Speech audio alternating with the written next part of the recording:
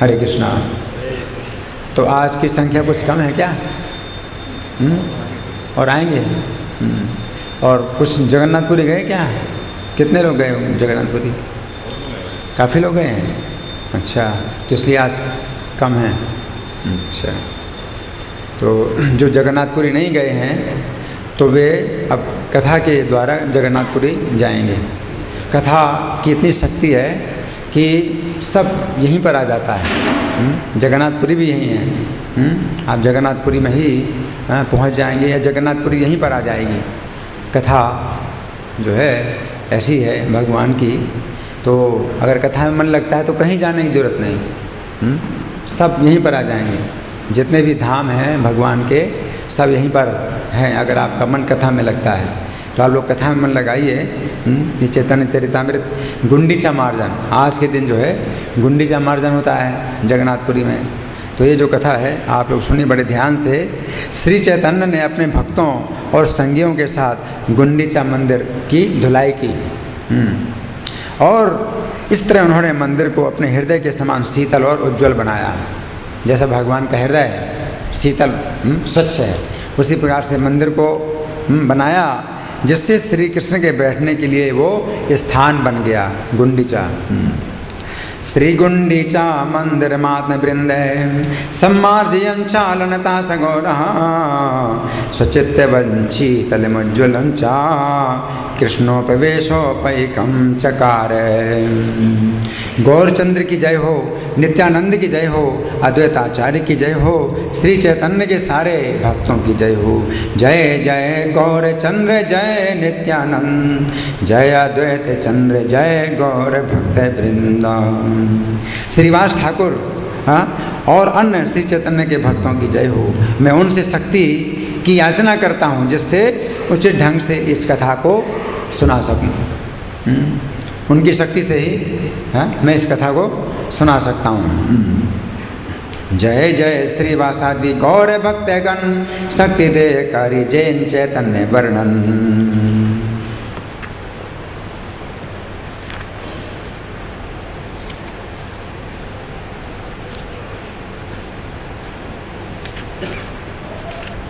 तो इस लीला में जो विशेष घटनाएं हैं, इसलिए मैं कुछ छोड़ रहा हूँ, कुछ बातें हैं। तो आज के दिन की जो घटना है उसको मैं सुना रहा हूँ। इस तरह श्री चैतन्य ने कुछ दिन बड़े हर्ष उल्लास के साथ बिताए। तब जगन्नाथ रथ यात्रा का उत्सव निकट आ गया। यही मत नाना रंगे दिन कत गिला, जगन्नाथ रथ यात्रा निकट आइला। श्री चैतन्य ने सर्वप्रथम काशी मिश्र को बुलाया, तब मंदिर की देखरेख करने वाले को, और उसके बाद सार्वभौम को बुलाया। सार्वभौम भट्टाचार्य मंदिर के विशेष अधिकारी हैं, और मंदिर की देखरेख करने वाले को बुलाया, जो सफाई करवाता है उसको ही बुलाया। प्रथमे काशी मिश्रे प्रभु बोलाइल, पढ़े छा पात्र सार्वभौम बोलाए अनिल। जब तीनों आ गए, कौन तीनों? एक तो सार्वभौम भट्टाचार्य, दूसरे काशी मिश्र, और तीसरे मंदिर की देखरेख करने वाले, उसको क्या बोलते हैं? सफाई इंचार्ज, क्लीनिंग इंचार्ज, है ना। तो तीन लोगों को बुलाया। तीन जन पास प्रभु हासिया काहिल, गुंडीचा मंदिर मार्जन सेवा मागी नील। तो आज के दिन की बात, श्री चैतन्य ने हंस करके उनसे बात की। किसी बात की अगर अनुमति लेना है तो हंस करके बात करना पड़ता है कि नहीं? हंस करके जब बात की जाती है तो फिर परमिशन मिल जाती है किसी भी कार्य के लिए। तो श्री चैतन्य ने जो है गुंडीचा मंदिर की सफाई के लिए अनुमति मांगने के लिए हंस करके बात किया। इस प्रकार से अनुमति मांगी। गुंडीचा मंदिर की धुलाई करने की याचना सुनकर परीक्षा यानी मंदिर के निरीक्षक ने कहा, यानी क्लीनिंग इंचार्ज, उसने क्या कहा? उसने कहा कि हम सभी आपके सेवक हैं, आप जो इच्छा करेंगे उसको पूरा करना हमारा कर्तव्य है। हम आपको सेवा के रूप में नहीं दे सकते ये कार्य। ये सेवा आपकी तो है नहीं, ये आप तो भगवान हैं, आप तो सेवा कराने वाले हैं। है ना। तो हम आपको सेवा के रूप में तो ये कार्य नहीं दे सकते, लेकिन हम सेवक के रूप में आपको ये कार्य दे सकते हैं कि आपकी आज्ञा है। तो आपकी आज्ञा मान करके हम आपको ये सेवा दे रहे हैं कि आप की आज्ञा है हम दें, तो ये हमारी सेवा है कि हम आपको ये सेवा दे रहे हैं। कि हम तो सेवक हैं, आप मालिक हैं। तो मालिक अगर सेवा मांगे तो सेवक की ये सेवा होती है कि मालिक को सेवा दे। तो क्लीनिंग इंचार्ज बोला कि आप तो जो है सेवे भगवान हैं, आप तो सेवा कराने वाले हैं, आप तो सेवा करने वाले हैं नहीं। तो आपकी सेवा के रूप में हम आपकी सेवा कर रहे हैं, जो आपको हम ये सेवा दे रहे हैं, उसने कहा, है ना। तो यही है ना, विधि तो यही है कि सेवक अगर मालिक को सेवा दे तो वो सेवा मान करके सेवा देता है कि ये मेरी सेवा है कि मैं आपको सेवा दूं। तो उसने ये कहा, पाड़ीचा काहे आमी सब सेवक तोमार, जे तोमार इच्छा से ही कर्तव्य आमार। आपकी इच्छा है तो हमारा ये कर्तव्य है कि हम आपकी इच्छा पूरी करें, ये हमारी सेवा है ना। तो हम आपको ये सेवा दे रहे हैं। और राजा ने मुझे विशेष आदेश दिया है, यहाँ के राजा साहब हैं, उन्होंने मुझे विशेष आदेश दिया है कि जो भी आप आज्ञा दें मैं तुरंत पूरा करूं। तो आपकी आज्ञा मान करके हम आपको ये सेवा दे रहे हैं। आपकी सेवा नहीं है ये, है ना। विशेष राजार आज्ञा है अच्छे आ मारे, प्रभुर आज्ञा जे है से शीघ्र करी बारे।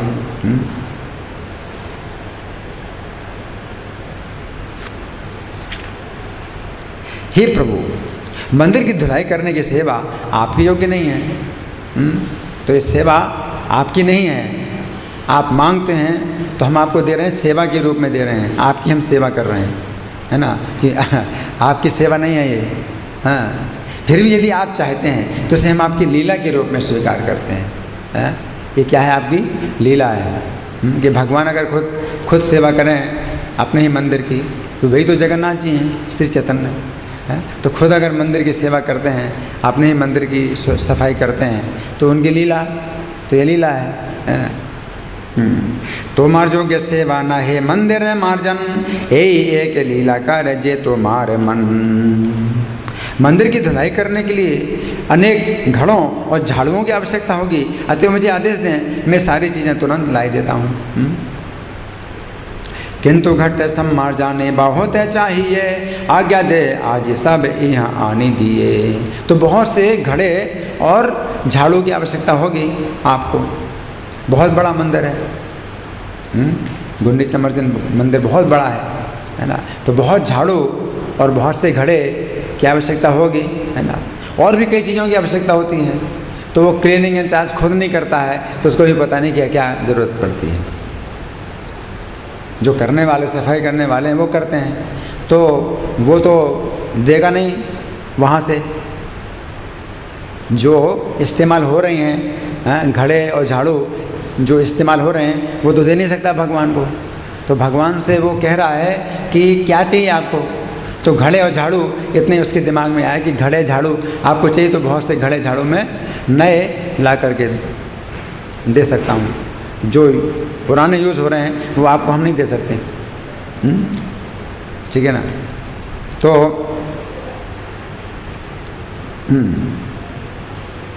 जो ही निरीक्षक को महाप्रभु की इच्छा का पता चल गया, उसने तुरंत 100 नए घड़े मंदिर बहारने के लिए 100 झाड़ू ला कर दिए। दो ही चीज़ें थी। आपको पता है जब मंदिर की सफाई करते हैं तो क्या क्या लगता है।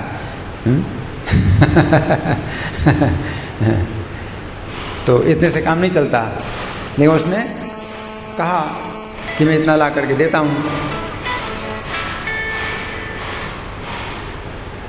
मैंने मोबाइल बंद कर दिया, आप लोग भी अपने मोबाइल बंद कर दीजिए।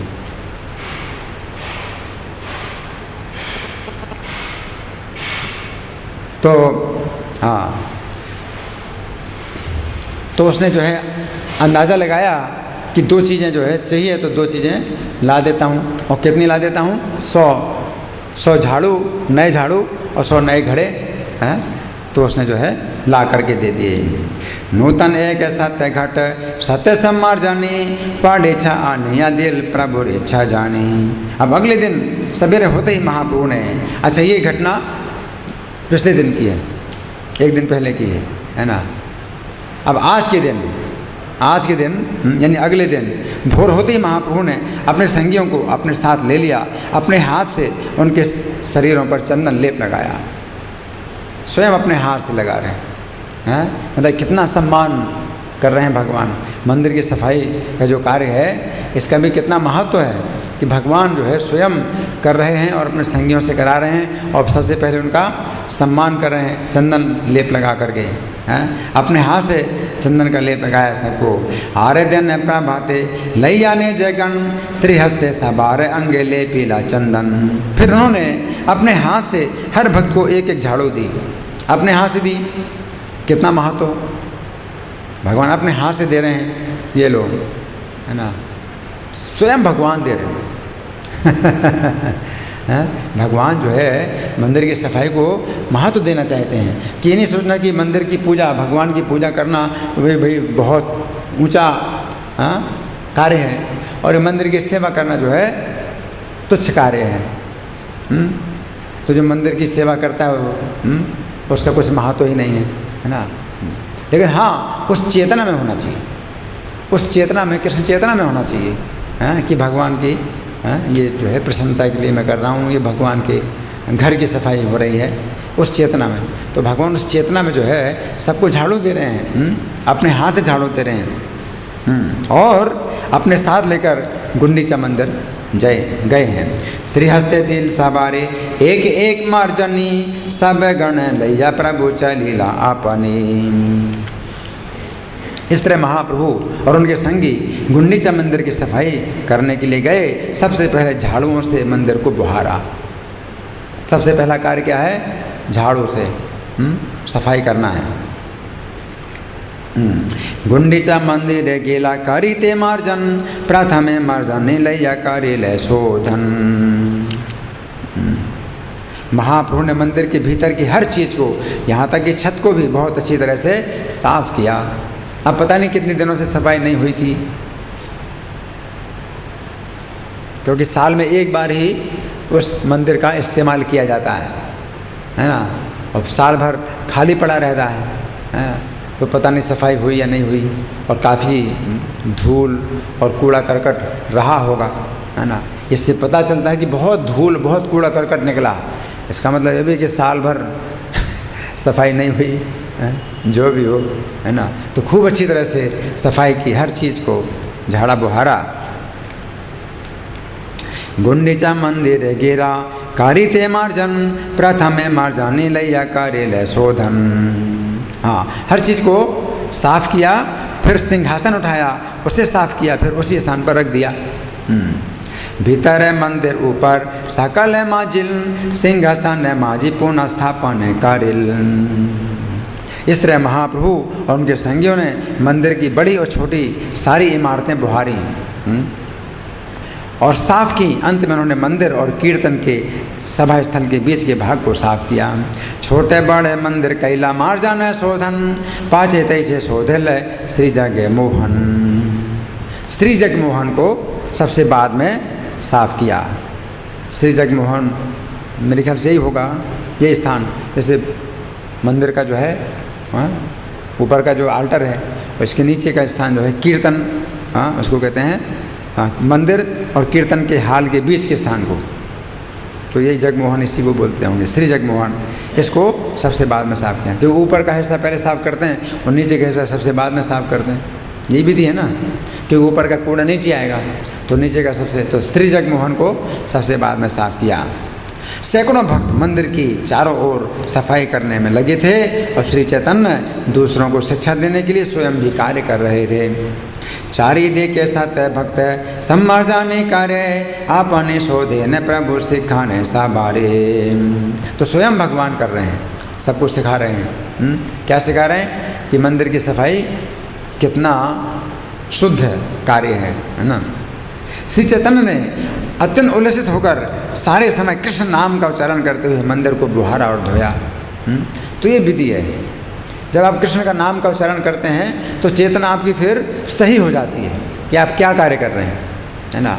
कोई भौतिक कार्य करते हैं तो भी कृष्ण का नाम लेते हैं, तो उसमें भी आपकी चेतना शुद्ध रहती है। फिर ये तो भगवान का कार्य है। और मंदिर की सफाई करते समय अगर आप कृष्ण का नाम नहीं ले रहे हैं और भौतिक विचारों में मग्न हैं तो फिर वो मंदिर की सफाई नहीं हो रही, क्योंकि असली जो है वो चेतना होती, किस चेतना में आप कार्य कर रहे हैं, है ना। तो इसलिए भगवान ये शिक्षा दे रहे हैं कि आप जो है हर कार्य के समय जो है कृष्ण का नाम लीजिए, और विशेष रूप भगवान का कार्य करते समय आप कृष्ण का नाम जरूर लीजिए, क्योंकि वो ही असली चेतना होती है जिसमें आप कार्य कर रहे हैं, है ना। भगवान के लिए भी कार्य कर रहे हैं, लेकिन वो चेतना आपकी भौतिक है तो फिर वो भगवान के लिए कार्य नहीं हो पाता, है ना। तो इसलिए भगवान स्वयं जो है क्या कर रहे हैं, कृष्ण का नाम ले रहे हैं। प्रेमोला से शोधेन लाए न कृष्ण नाम, भक्त गण है कृष्ण का है कार्य ने जय काम। सारे भक्त कृष्ण कृष्ण सब बोल रहे हैं, कृष्ण कृष्ण कृष्ण कृष्ण। तो भगवान भी बोल रहे हैं कृष्ण कृष्ण, भक्त लोग बोले कृष्ण कृष्ण, है ना, और काम कर रहे हैं इस तरह से।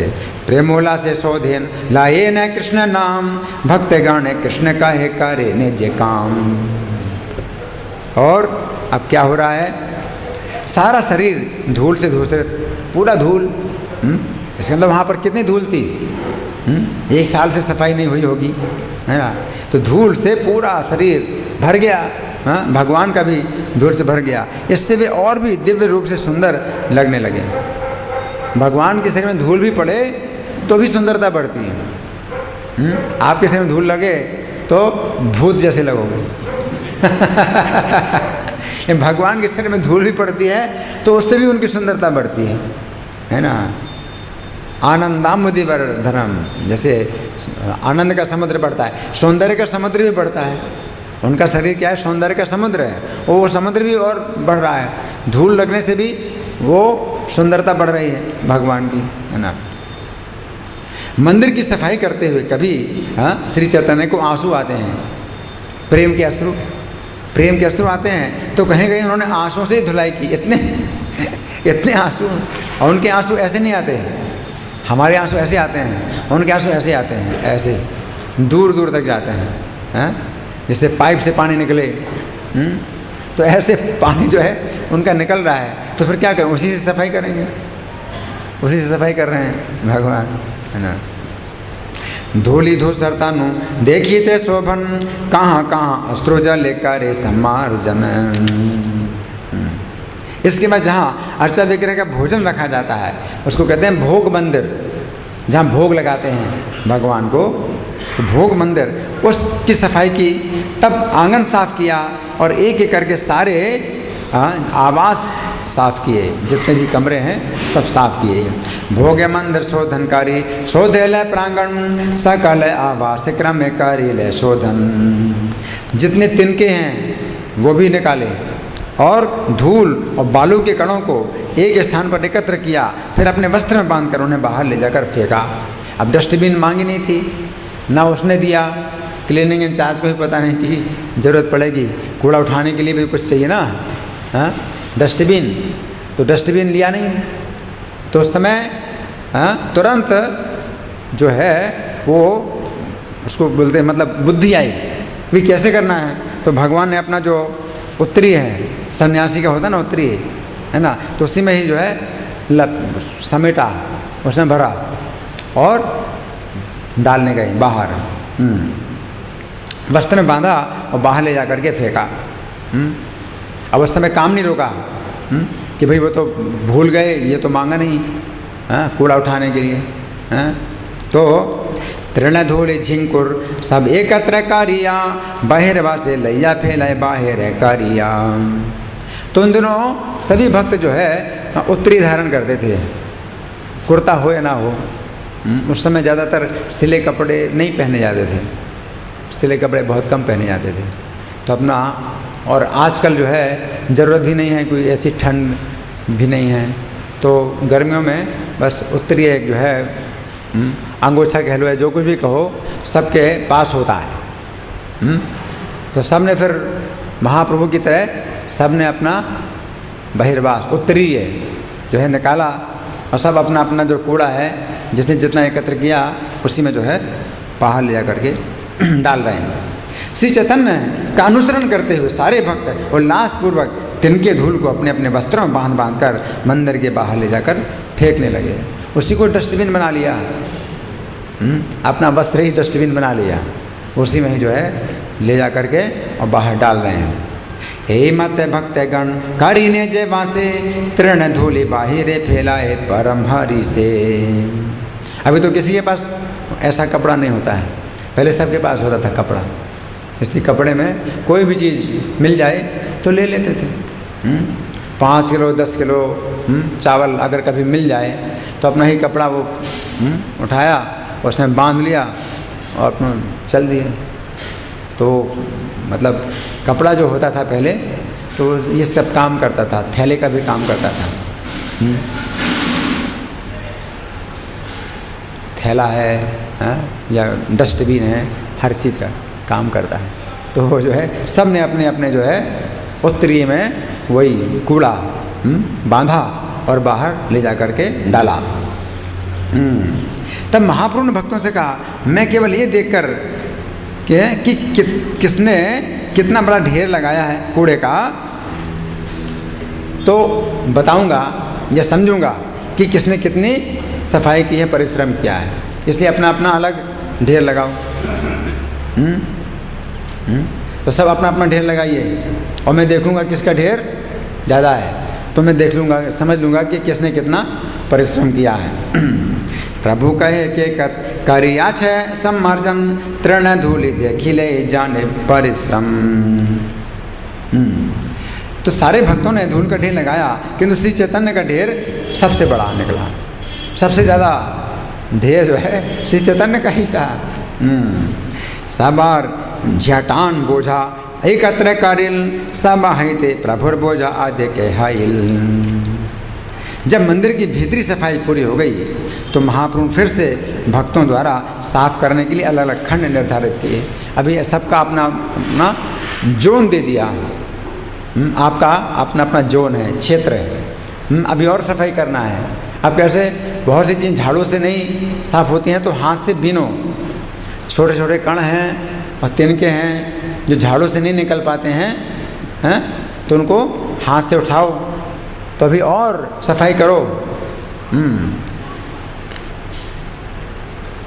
तो सबको जो है क्षेत्र सबके बांट दिए, आपका इतना क्षेत्र है, आपका इतना क्षेत्र है, निकालो अभी और कूड़ा निकालो।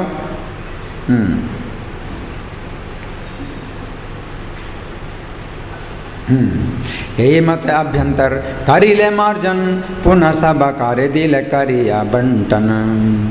तब बारीक धूल तिनके बालू के कणों को बाहर फेंककर इसी तरह मंदिर के भीतरी भाग की सफाई करिए। भगवान कह रहे हैं अभी और अच्छी तरह सफाई करो, बड़ी बारीकी से सफाई करना है। सूक्ष्म धूल तृण कंकर सबका राह दूर है, भाल मत शोधन का राह प्रभुर अंतपुर है। तो ये भक्ति है। जो प्रोफेशनल स्वीपर होते हैं, उसको व्यावसायिक जो सफाई करने वाले होते हैं वो इतने जो है बारीकी से नहीं सोचते हैं। उन्होंने जो है मतलब कुछ लगा दिया, झाड़ू लगा दी, पोछा लगा दिया, है ना, और फिर धूल जो है उड़ करके फिर आ जाती है तो वो ध्यान नहीं देते इस चीज़ को, है ना।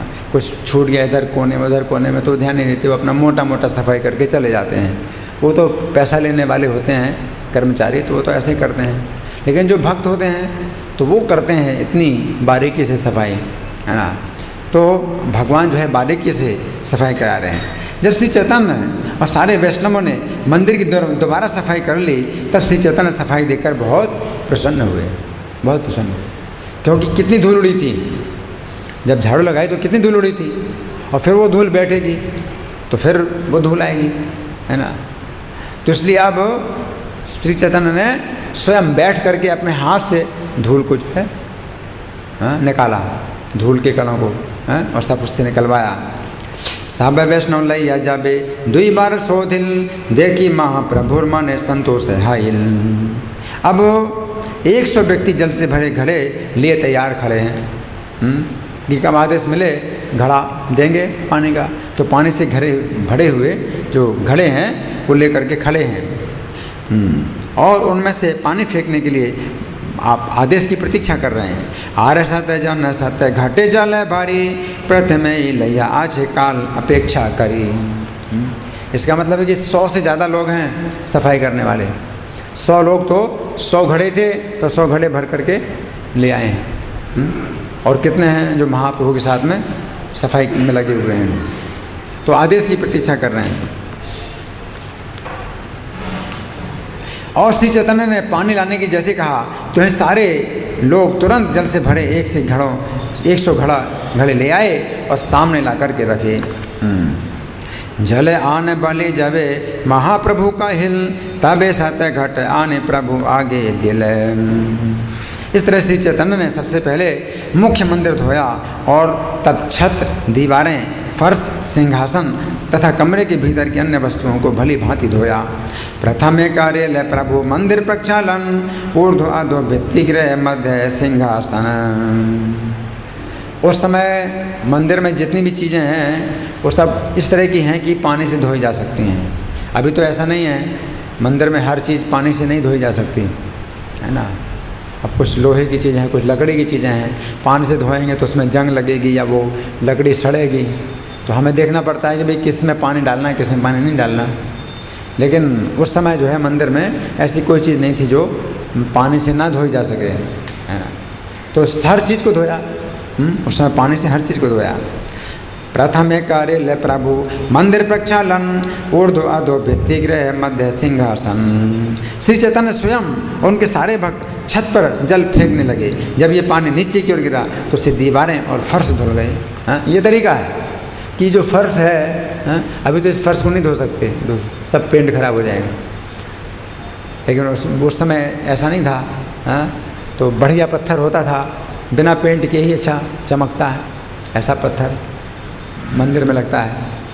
तो छत में पानी फेंकते हैं, तो तरीका यही है कि सबसे पहले छत को धोया जाए, और छत को धोने से पानी सीधे भी नीचे गिरेगा, कुछ दीवारों से नीचे गिरेगा, तो उससे भी फर्श बाद में धोया जाएगा और दीवारें भी साफ होगी, है ना। तो छत को जो है धो रहे हैं।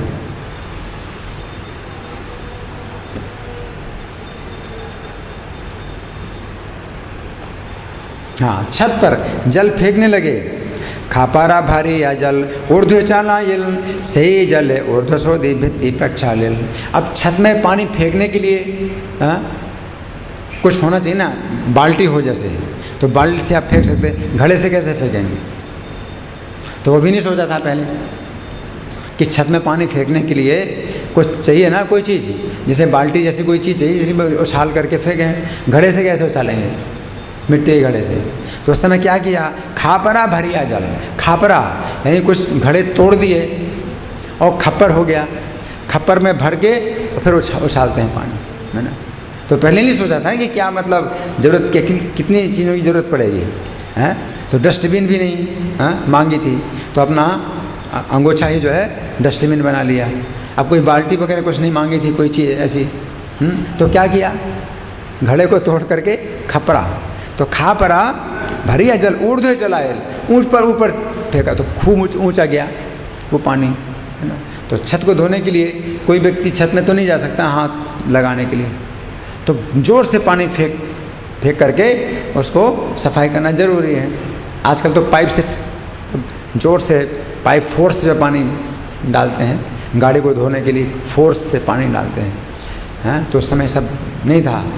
तो खप्पर जो है, खप्पर में भर करके जोर से चलाते हैं पानी।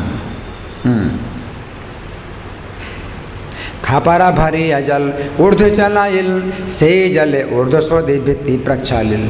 उसी जल ने जो है ऊपर छत को धोया और भित्ति माना दीवालों को भी धोया उसी पानी ने। तब श्री चैतन्य अपने हाथों से भगवान जगन्नाथ का सिंहासन धोने लगे। अब सिंहासन ये है, तो भगवान जगन्नाथ का सिंहासन धोने लगे, हाथों से धोने लगे। सारे भक्त जल लाकर महाप्रभु को देने लगे। श्री हस्ते कार्य ने सिंहासने रे मार्जन प्रभु आगे जल आने दे भक्त गण। अब देखो पोछा भी नहीं मांगा, अब कैसे साफ करें? तो हाथ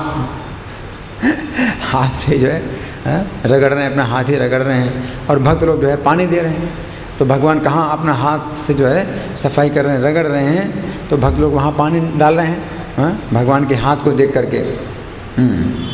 श्री हस्ते कार्य न सिंहासन रे मार्जन, प्रभु आगे जल आने दे भक्तगण। सारे भक्त मंदिर के भीतर धुलाई करने लगे। हर एक के हाथ में एक झाड़ू है, जिससे उन्होंने भगवान के मंदिर को स्वच्छ किया।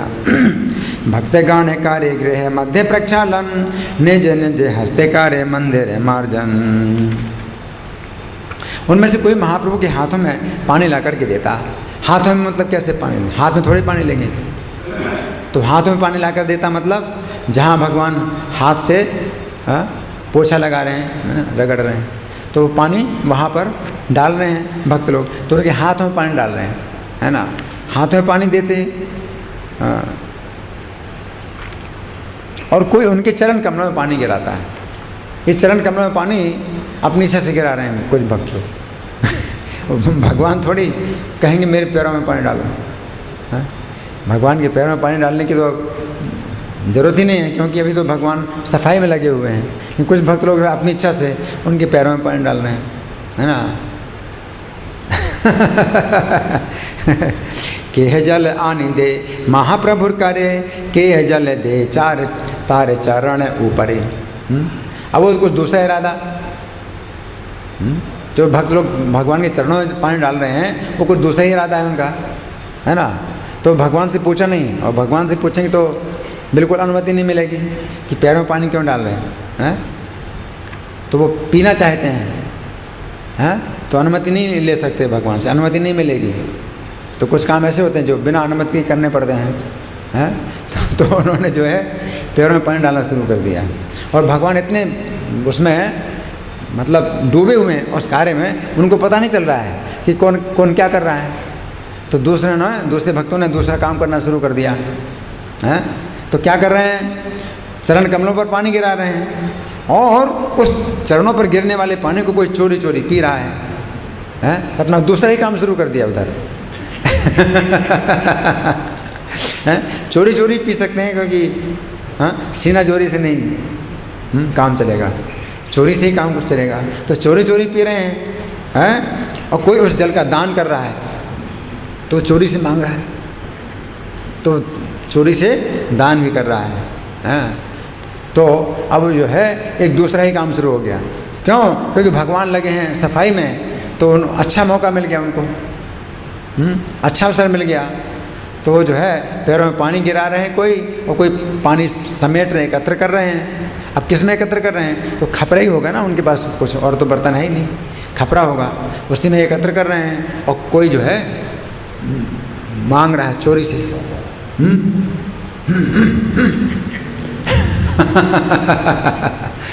और कोई चोरी से दे रहा है, तो चोरी चोरी जो है एक दूसरा काम शुरू हो गया वहाँ। तो के है लुकाइयाँ करे सही जल पान, के ही लुकाइयाँ करे, लुकाइयाँ मतलब छिप करके जल को पी रहा है, और के ही मांग लाए के अन्य करे दान। कोई मांग रहा है, कोई पी रहा है, कोई मांग रहा है, और कोई दान कर रहा है, और ये तीनों काम चोरी से हो रहे हैं। अच्छा अवसर मिल गया है चोरी का।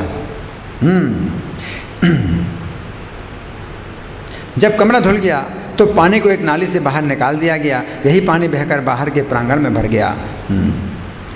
घरे धोई प्रणालिकाए जल छाड़ी दिल, से जल प्रांगण संभरिया रहिल। और आगे का जो है नीचे का स्थान था वहाँ भर गया, तो यहाँ अच्छी तरह सफाई हो गई, नाली खोल दी, पानी बह गया, यहाँ साफ हो गया। अब बाहर का जो प्रांगण है उसमें भर गया पानी, अब उसकी सफाई होगी। महाप्रभु ने अपने वस्त्रों से कमरों को पोछा, उन्हीं वस्त्रों से सिंहासन को भी चमकाया। तो वही उत्तरी वस्त्र, उसी से ही सब कुछ कर रहे हैं, है ना। निज वस्त्र कैला प्रभु गृह सम्मार्जन, महाप्रभु निज वस्त्र माजिल सिंहासन। पोछा है ही नहीं, तो पोछे की जरूरत पड़ती है। अब बाद में पता चले तो कहाँ काम थोड़ी रोकेंगे, है ना। तो काम हुआ, तो पोछे का काम किया, उसी से सिंहासन को चमकाया। इस तरह पानी के 100 घड़ों से सारे कमरे धो दिए गए। कमरों की सफाई के बाद भक्तों के मन भी कमरों की तरह निर्मल हो गए। भक्तों के मन भी साफ स्वच्छ हो गए। तो आप अपने मन को स्वच्छ नहीं कर सकते। अपने मन में आप कहीं से साबुन ला करके नहीं लगा सकते हैं। कोई ऐसा साबुन मिलता नहीं है जो आपके मन को साफ़ करे, या कोई साबुन आप अपने मन को लगाएं। तो मन कैसे साफ़ होगा? मंदिर की सफाई से। तो मंदिर के जो कमरे साफ़ हुए तो भक्तों के मन भी स्वच्छ हो गए। तो अपनी मन की सफाई इसी प्रकार से होती है। जैसे कि आप अपने चेहरे को साफ करते हैं, सजाते हैं, तो आपका जो प्रतिबिंब है दर्पण अपने आप सुंदर हो जाता है। आप अपने शरीर को सजाते हैं तो दर्पण का जो प्रतिबिंब है अपने आप सुंदर हो जाता है।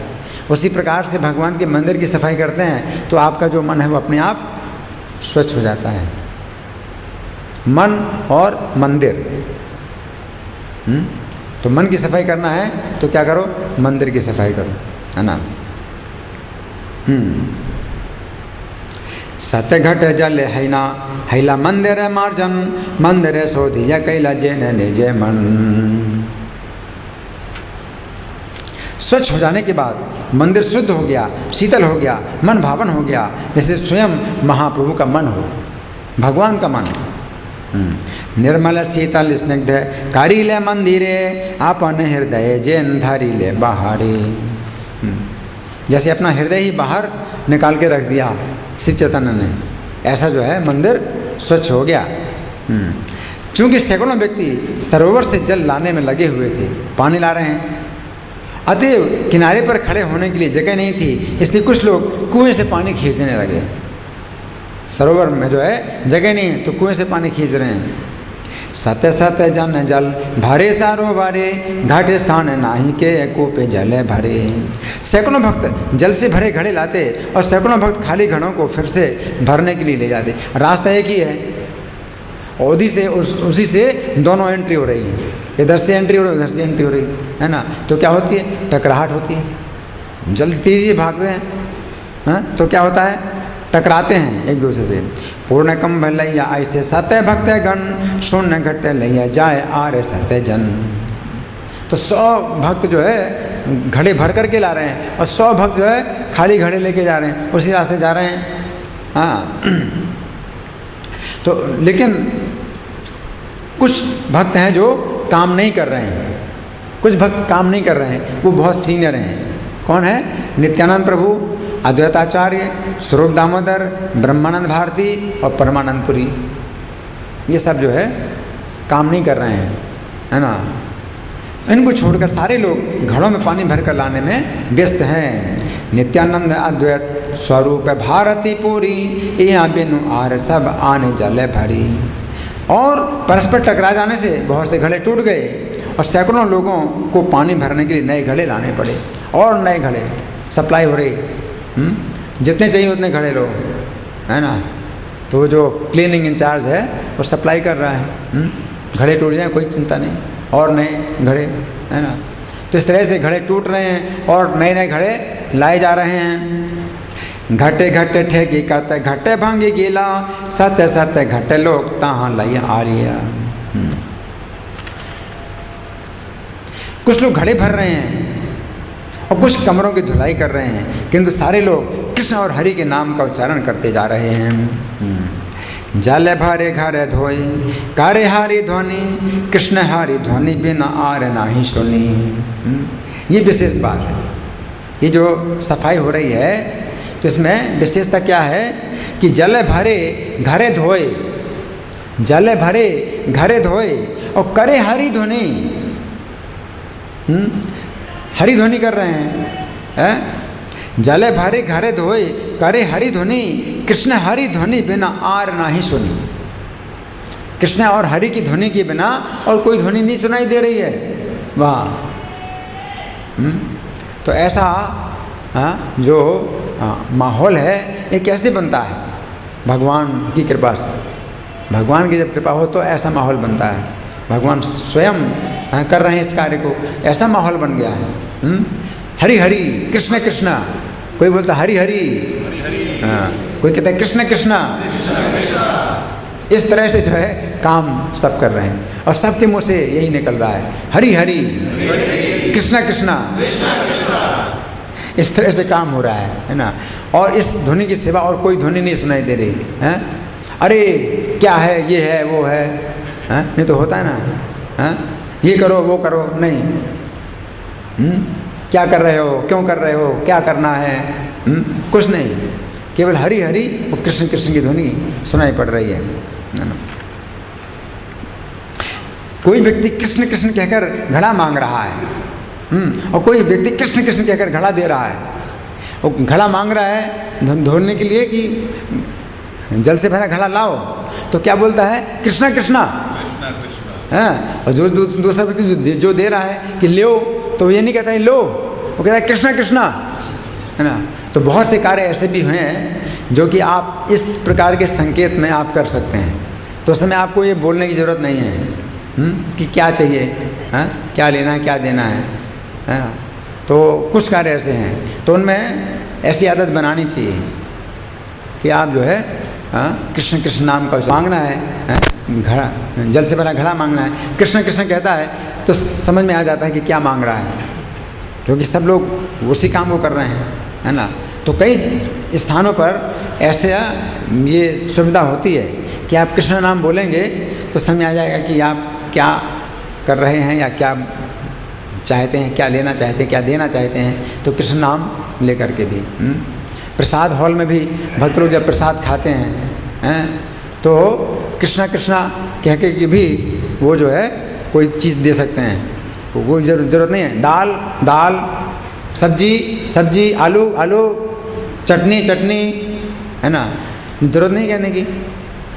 तो आप लोग ये प्रयोग कर सकते हैं इस तरह से। तो प्रसादम हॉल में भी जो कृष्ण नाम की ध्वनि जो खाने वाला वो कहे कृष्णा कृष्णा, तो समझ जाए भाई ये चीज़ खत्म हो रही है, ये क्या मांग रहा है, कृष्णा कृष्णा, तो समझ जाएगा ये चाहिए। और जो देने वाला है वो कहे कृष्णा कृष्णा, चपाती हो, वो कहे कृष्णा कृष्णा, समझ जाएगा चपाती देना चाहता है, आपको लेना है कि नहीं लेना है। तो इस तरह से अगर नहीं बोलना है तो आप बोलते हैं नारायण, अगर नहीं चाहिए तो नारायण, और अगर हाँ कहिए तो हरि हरि। तो ये भी संकेत बना सकते हैं, नारायण नारायण। तो मतलब आपको नहीं चाहिए तो नारायण नारायण, और अगर हाँ चाहिए तो हरि हरि। तो इस तरह से भी आप संकेत बना सकते हैं। तो ये भी प्रयोग किया जा सकता है कि भाई प्रसाद हॉल में कोई बोल नहीं रहा है, दाल सब्जी चपाती बोल नहीं रहा है, सब लोग क्या बोल रहे हैं, कृष्ण हरि नारायण, यही बोल रहे हैं, वो और कोई आवाज़ नहीं सुनाई पड़ेगी। तो इस तरह से भी किया जा सकता है।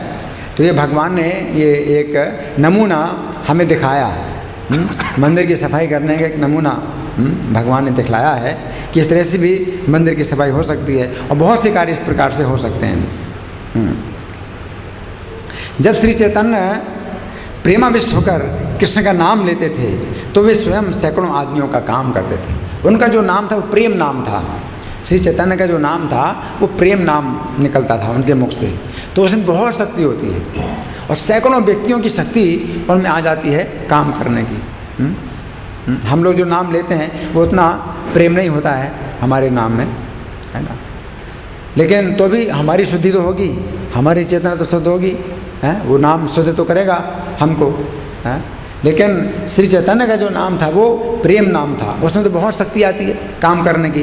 तो कितनी शक्ति आती है, सैकड़ों आदमी जो काम करें वो अकेले श्री चैतन्य कर रहे हैं कृष्ण के नाम के द्वारा। प्रेमावेश से प्रभु कहे कृष्ण कृष्ण नाम एक आले, प्रेमावेश से कार्य सज्जने रे काम। ऐसा लगता श्री चैतन्य 100 हाथों से सफाई धुलाई कर रहे हैं। 100 हाथ हैं, अब 2 ही हाथ हैं, लेकिन ऐसा लग रहा है 100 हाथों से धुलाई सफाई कर रहे हैं। और हर भक्त के पास ये शिक्षा देने के लिए पहुँचते कि काम किस तरह करना चाहिए। सत्य हस्ते कार्य छालन मार्जन प्रतिजन पासे जाई कारण शिक्षण। और जब कोई ठीक से काम करता तो महाप्रभु उसकी प्रशंसा करते, और जब देखते कि ठीक से काम नहीं कर रहा है तो बिना किसी द्वेष के उसको जो है डांटते थे, तो द्वेष की भावना से डांटते नहीं थे। हैं? तो जब द्वेष की भावना होती है तो क्या होता है, थोड़ी सी भी गलती हो तो चिल्लाने लगता है, क्योंकि उसको तो मतलब शिकायत ढूंढना ही है, कोई छिद्र ढूंढना ही है, दोष ढूंढना ही है। तो थोड़ी सी कमी होगी तो खूब जोर से डांटेगा, हैं ए तो इसको काम करना नहीं आता है ना। तो भगवान में जो है मतलब ये नहीं है, भगवान के अंदर द्वेष नहीं है ना। तो कोई किसी के काम में अगर कुछ कमी हो रही है तो भगवान बिना द्वेष के उसको जो है बिना द्वेष की प्रताड़ना करते हैं। भाल कर्म देखी तारे कारे प्रशंसन, माने ना मिले ले कारे पवित्र भर्सन। तो पवित्र निंदा करते हैं। तो भगवान जो जब निंदा करते हैं तो पवित्र निंदा करते हैं, ऐसे नहीं करते पागल बेवकूफ़, कैसे काम करता है, कभी काम नहीं, ये नहीं। तो ये पवित्र निंदा नहीं है, पवित्र भर्सन। तो पवित्र निंदा कैसे करते हैं? तुमने बहुत अच्छा किया है, दूसरों को भी सिखाओ इस तरह से काम करें। तो समझ जाता है कि मैं ठीक से काम नहीं कर रहा हूँ, है ना। तो इस तरीके से बोलते हैं, बहुत अच्छा कर रहे हो, दूसरों को भी सिखाओ ऐसा करें। तुम ही भाल करे आज सिखा है अन्य रे, ए मत भाल कर्म से हो जे न करे। और श्री चैतन्य से ऐसा सुनकर वो स्वयं लज्जित हो जाता था, वो समझ जाता था कि मैं गलत काम कर रहा हूँ, है ना। तो ये सब शिक्षा है हम लोगों के लिए कि किस तरह से जो है किसी को डांटें भी तो डांटें इस तरह से डांटें कि वो समझ में आ जाए उसको, कि काम ठीक नहीं हो रहा है। आपको बोलना नहीं पड़ेगा कि तुम ठीक से काम नहीं कर रहे हैं, उसको समझ में आ जाएगा। एक था सोने या साबे संकुचित हैया, भाले मते कर्म कार्य साबे मन दिया। उन्होंने जगमोहन क्षेत्र की धुलाई की। इसके बाद जहाँ प्रसाद रखा जाता है वो स्थान धोया, फिर अन्य सभी स्थान भी धोए। तबे प्रक्षालन कैला श्री जगह मोहन, भोगे मंदिर आदि तबे कैला प्रक्षालन। इस तरह सभा भवन, समूचे प्रांगण, चबूतरे, रसोई घर और अन्य कमरों की धुलाई की गई, क्योंकि भगवान 9 दिन ठहरेंगे यहाँ, 9 दिन भगवान ठहरेंगे। तो 9 दिन तक जो है भगवान का जो है भोग बनेगा, रसोई बनेगी, है ना। कई कमरों का इस्तेमाल किया जाएगा, सभी कमरों का प्रयोग किया जाएगा भगवान की सेवा में। इसलिए सभी कमरे, सभी स्थान अंदर बाहर सब साफ किए जा रहे हैं। नाट्यशाला धोई धुइल चत्वर प्रांगण, पाकशाला आदि कार्य कार्य प्रक्षालन। तो ये कथा हम यहीं पर ही विश्राम दे रहे हैं, क्योंकि अध्याय तो काफ़ी बड़ा है, काफ़ी लंबा है। तो इसमें ही हमें काफ़ी बातें सुनने को मिली हैं और काफ़ी शिक्षाएं प्राप्त हुई हैं। अब आप लोगों की ओर से कोई प्रश्न है या कोई चर्चा है, या मैं प्रश्न करूं? मैं प्रश्न करूं? ठीक है, मैं प्रश्न। अच्छा, आप इसमें बताएं। ये भी बहुत अच्छी बात है कि जो सीनियर थे वो लोग ज़्यादा उसमें भाग नहीं ले रहे थे। सबको नहीं सुनाई पड़ रहा है? सीनियर जो थे, जोर से बोलो। नित्यानंद प्रभु, अद्वैत, दूसरा माइक नहीं ना, ब्रह्मानंद, हैंड माइक नहीं। वो सब सफाई में भाग नहीं। हाँ, ये कह रहे हैं कि जो सीनियर थे वो काम नहीं कर रहे हैं, सफाई में भाग नहीं ले रहे हैं। तो ये भी समझने वाली बात है, ये भी समझने वाली बात है। श्री चैतन्य जो है अपने सीनियरों को बहुत सम्मान देते हैं। नित्यानंद प्रभु भी सीनियर हैं, है ना। क्योंकि कई बार मतलब सब सोचते हैं कि भाई सीनियर भी करें, अब उसको और भी कई काम हो सकते हैं और तबीयत खराब हो सकती है, कई चीज़ें दिक्कत है। हरिनाम में भी नहीं जा सकते, कई लोग सोचते हैं कि सबके सब चले एकदम। हाँ, ये भी विचार करते हुए, उनका प्रशंसा करते हुए ही काम करना चाहिए। हाँ, ये भी विचार, हाँ, क्योंकि अपराध इस तरह से भी अपराध होता है। दूसरे लोग भी सोचते हैं कि अरे इन्होंने कहा सब जाओ, जाने दो। हाँ, ये इस तरह से भी अपराध से बचना चाहिए। जो अपने से बड़े सीनियर हैं, वयोवृद्ध हैं, तो उनको जो है कभी भी विवश नहीं करना चाहिए इस कार्य के लिए, है ना। और उनसे कठोर व्यवहार नहीं करना चाहिए, है ना। तो श्री चैतन्य जो है अपने संगियों से करा रहे हैं जो उनके ही समान हैं, है ना। तो श्री चैतन्य की लीला केवल 48 साल तक, उनका पूरा जीवन काल 48 वर्ष का है, तो उससे भी कम आयु है। तो श्री चैतन्य जो है अपने उन्हीं संगियों को इस कार्य में लगा रहे हैं। नित्यानंद प्रभु भी नहीं कर रहे हैं, वो 12 साल बड़े हैं श्री चैतन्य से, है ना। तो नित्यानंद प्रभु भी सफाई का काम नहीं कर रहे हैं, है ना। तो इस तरह से ये भी जो है विचार है कि भाई सबके ऊपर जो है आप ये फोर्स नहीं करना है, बल प्रयोग नहीं करना है कि नहीं करना पड़ेगा, आपको भी करना पड़ेगा, है ना। तो ऐसा भी नहीं है, ठीक है ना। और कोई आपके, हाँ माइक दीजिए, माइक। जैसे वो भगवान के चरणों को धो रहे थे बिना आज्ञा के, तो जैसे भी भगवान की इच्छा नहीं है तब भी वो मतलब चोरी वो ले नहीं रहे बिना आज्ञा के, तो क्या ये ठीक है? इनका अच्छा प्रश्न अच्छा, ये विचार करने वाली बात है ना कि अब कुछ भक्त लोग जो है भगवान की आज्ञा के बिना ही ये कार्य कर रहे हैं कि पैर में पानी डाल रहे हैं, और कोई पैर का पानी जो है ले रहे हैं अपने, किस में ले रहे हैं, वहाँ पर क्या है, खपरा में ले रहे हैं, और कुछ मांग रहे हैं और कुछ पी रहे हैं, तो सब काम चोरी से हो रहा है ना। तो कहाँ तक ये उचित है भाई बिना आज्ञा के करना, है ना। तो ये समय स्थान परिस्थिति के अनुसार किया जाता है। तो एक नियम जो है हमेशा चलता नहीं है। सामान्य नियम यही है, आज्ञा के बिना कोई काम नहीं करना है, आदेश के बिना। लेकिन कुछ भक्त इतने अंतरंग हैं भगवान के कि वे ये कार्य करते हैं तो बिना आज्ञा लेके करते हैं, लेकिन वो भी भगवान की प्रसन्नता के लिए होता है। लेकिन भगवान चूँकि मनुष्य की लीला कर रहे हैं तो वे भक्त के रूप में वे तो अनुमति नहीं दे सकते हैं, है ना। लेकिन है तो भगवान, और भगवान को सब कुछ पता है कि कौन क्या कर रहा है ना। भगवान को सब कुछ पता है। तो ये भक्त लोग जो है भगवान की अनुमति लिए बिना ये कार्य कर रहे हैं और भगवान उससे प्रसन्न हो रहे हैं, भगवान प्रसन्न हो रहे हैं, है ना। लेकिन अगर अनुमति लेके काम करेंगे तो भगवान कठोरता से मना करेंगे, और अगर वो देख लेंगे तो नाराज भी होंगे। तो इस तरह से जो काम है, तो कुछ काम ऐसे, तो जो भक्त बहुत अंतरंग होते हैं, ददामि बुद्धि योगम तम, तो वो बुद्धि योग भगवान हृदय से भी देते हैं। तो कई बार आपको जो है आदेश नहीं मांगना पड़ता है, और मांगने की आवश्यकता नहीं होती है, या आदेश मांगने का अवसर भी नहीं मिलता है, और किस समय क्या करना है तुरंत, तो भगवान ही ऐसी बुद्धि देंगे। तो भगवान ही ऐसी बुद्धि देते हैं, ये न माम उपयान, जिसके द्वारा वो मुझे प्रसन्न करते हैं। तो वो भी तेषाम सतत योक्तानाम भजताम प्रीतिपूर्वकम ददामि बुद्धि योगम तम ये न माम उपयान देते हैं। तो मैं वो बुद्धि योग प्रदान करता हूँ, है ना। तो वो हमेशा हर समय आप आज्ञा नहीं ले सकते हैं, और आज्ञा लेने में आज्ञा लेने का इतना समय भी नहीं होता है। आपको तुरंत ही कोई अवसर मिल रहा है तो समय आप आज्ञा कैसे लेंगे, और कहाँ जाएंगे आज्ञा लेने के लिए, और किससे आज्ञा लेंगे, कौन आज्ञा देगा, इतना समय भी नहीं होता है ना। तो ये सब कार्य जो है भगवान की प्रसन्नता के लिए अंदर से ही फिर बुद्धि प्राप्त होती है, ठीक है। हाँ जी।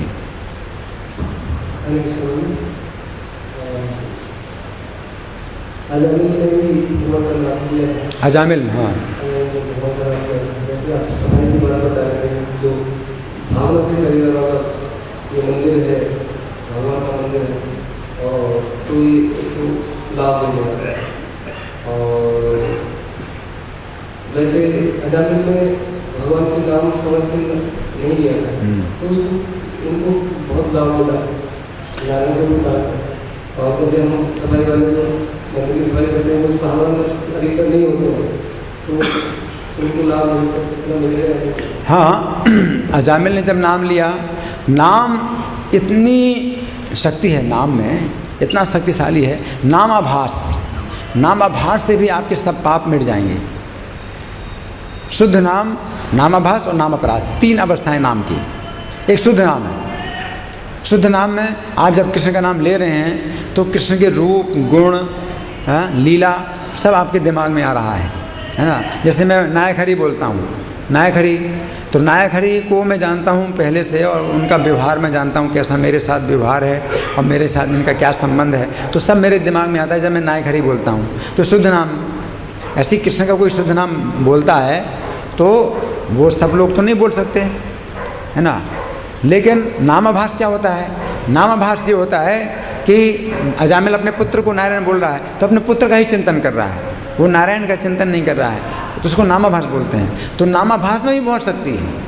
लेकिन नाम अपराध ये जो है ये आपकी जो है शक्ति को नष्ट करता है। नाम अपराध से बचना चाहिए, ठीक है ना। ये नाम आभास में भी बड़ी शक्ति है। अजामिल ने जो नाम बोला वो नाम आभास था, नाम अपराध नहीं था। नाम अपराध हम 10 प्रकार के जो नाम अपराध बोलते हैं वो जो है हमारे ना हो, उनसे हमें बचना चाहिए।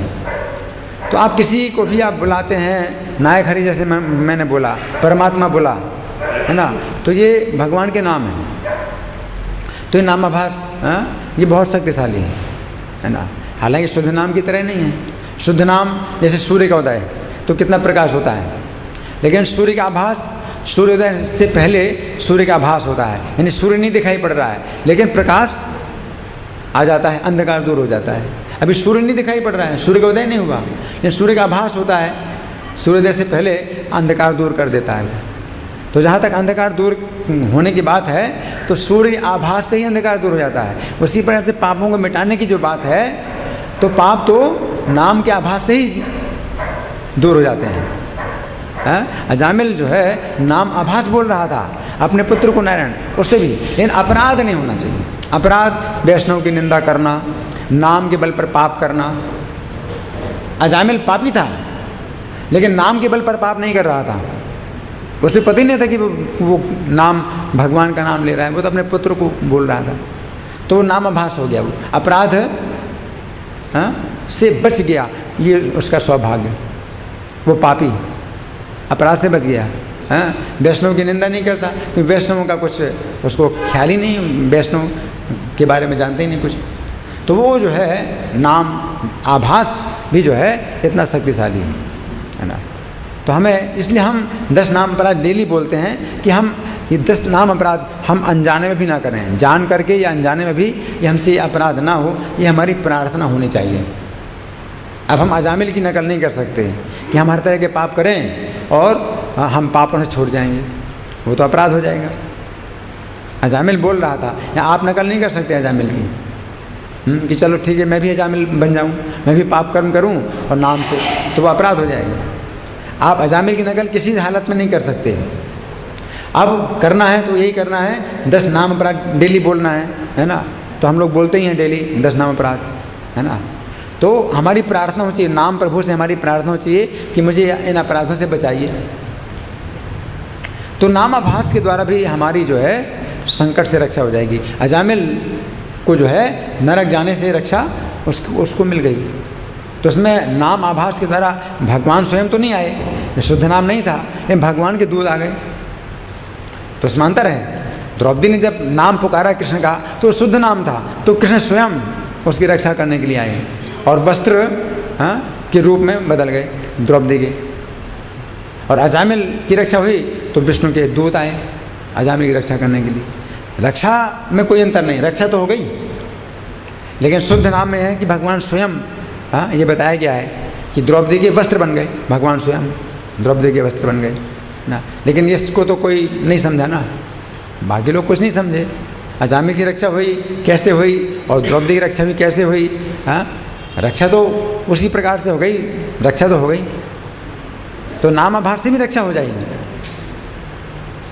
लेकिन अंतर है कि भगवान स्वयं आते हैं शुद्ध नाम के कारण, और नाम आभास के द्वारा भगवान रक्षा की व्यवस्था करा देते हैं, है ना। जहाँ तक रक्षा की बात है, आपकी रक्षा तो हो जाएगी संकट से, है ना। तो आपको जो है अपराधों से बचना चाहिए, ठीक है। और कोई प्रश्न किसी का? हाँ जी,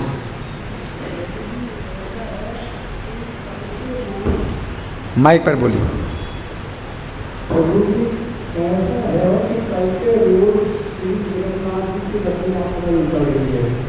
और उसके अंदर